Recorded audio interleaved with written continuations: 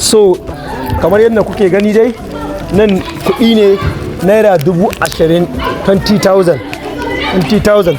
So na saka challenge na waka na ta ba zan bari a cuce ke ba, kamar yadda kuka sani na saka challenge amma ban fito na yi bidiyo, sai dai na ɗora a status wanda suke da namba na suka fara challenge ɗin, to sai na ga ya dace in fito in yi bidiyo in faɗa mutane cewa na saka challenge tun ranar 10 ga wannan watan na Nuwamba, amma ranar 25 ga wannan watan za mu rufe challenge ɗin nan. Insha Allah na saka challenge dai daga naira 1 har naira 20,000 na yi daidai halina.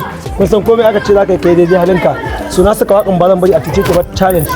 Duk inda ka je ya maka daɗi akwai ta akan TikTok account ɗina, za ka ɗauka ka hau sound ɗin ka yi bidiyo ka yi mention ɗina, ka yi mention ɗin Abba Virus, ka yi mention ɗin Real Abubakar, ka yi mention ɗin Skin of Zamfara da kuma Real YouTube. Kusan mutum 4 na faɗa muku inda za ku yi mentioning. So insha Allah duk wanda ya challenge a wannan sound ɗin in dai ya yi bidiyo mai ma'ana, so insha Allah cikin wannan 20,000 ɗin da na ce zan bada, to insha Allah akwai kasansa a ciki. Idan aka gama bidiyoyin za mu ga wanda ya yi bidiyo mai ma'ana kuma mai kyau, za mu tantance sai mu yi package sai mu ba mutum kyautar da muka ce za mu bawa.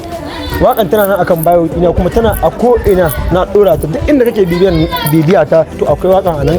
So wanda bai challenge ɗin ba akwai lokaci daga nan da ya zuwa 25 November za mu rufe, sannan kuma insha Allah akwai wata sabon waƙan da za ta fito, ita ma tana nan tafi.